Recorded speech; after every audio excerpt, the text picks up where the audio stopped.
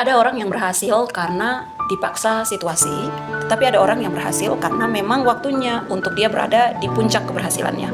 Dan orang seperti ini adalah orang yang melewati proses yang begitu panjang dan tidak mudah. Ya, sebagaimana seperti cerita dalam 1 Tawarik pasal 11 ayat 1 sampai dengan 3, ada momen di mana berkumpulnya bangsa Israel bersama-sama dari 12 suku ini, dan mereka berseru dengan seruan yang sangat penuh makna kepada Daud kala itu, yang isinya, "Ketahuilah kami ini adalah darah dagingmu." Maksudnya apa? Apakah mereka satu ibu satu ayah? Tentu tidak. Tetapi yang dimaksud di sini adalah mereka berasal dari keturunan Yakub. Dan makna lain daripada itu adalah mereka meminta supaya Daud memimpin mereka, Daud menjadi pemimpin mereka, Daud menjadi raja mereka. Untuk sampai di puncak ini, tidak ujuk-ujuk Daud mendapatkan posisi sebagai raja bangsa Israel.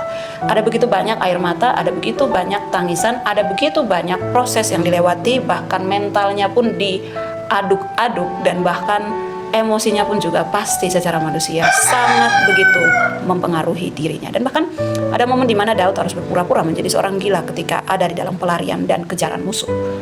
Ini proses yang panjang, tetapi pembelajaran yang berharga buat kita bahwa ketika waktunya Tuhan tiba, maka semuanya itu tidak akan membatalkan rencana Tuhan.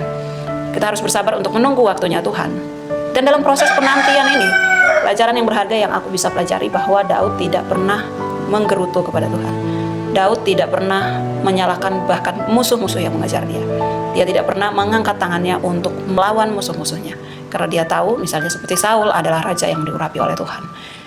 Dalam kondisi seperti ini, Daud justru mempersiapkan diri, baik mental, spiritual, maupun kapasitas dirinya.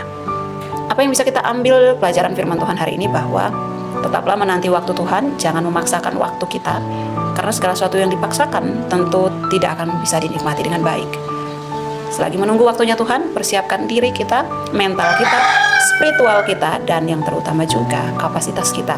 Jadi ketika sudah waktunya kita untuk memimpin ataupun menjadi di dalam kehidupan pekerjaan atau apapun kita dipercayakan dalam satu job atau apapun, kita sudah siap untuk menikmatinya dan kapasitas kita sungguh sudah sesuai dengan apa yang diharapkan.